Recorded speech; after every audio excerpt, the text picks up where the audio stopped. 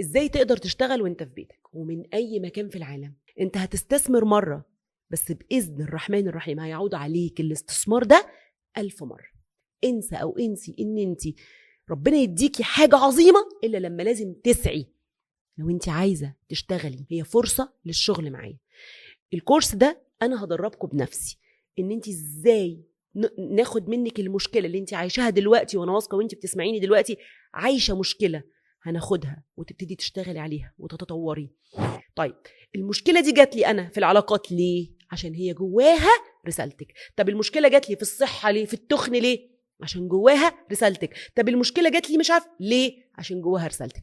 فاحنا بناخد المشكلة وبنوصل للفطره، بتقدري تحليها، بتقدري انت تبقي كوتش نفسك وتبتدي بعد كده تشتغلي وتساعدي غيرك فيها. لا انت تخيلي ايه اللي هيحصل لك، والله هتقدري توصلي الملايين الدولارات وانت في بيتك. عايزه اقول لكم الفيديو ده اصلا ما ظهر لكيش كده صدفه، جايز يكون في رساله ليكي من ربنا سبحانه وتعالى. استعيني بالله وتعالي معانا واحجزي الكورس ده.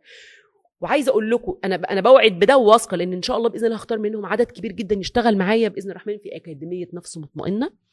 واعتبري 2025 دي هي بدايه، اقول ايه، لا بلاش بدايه، نقولها نهايه الم وبدايه فتح عظيم من ربنا سبحانه وتعالى. ان شاء الله باذن الرحمن الرحيم تكوني معانا واشوفكم على خير باذن الله.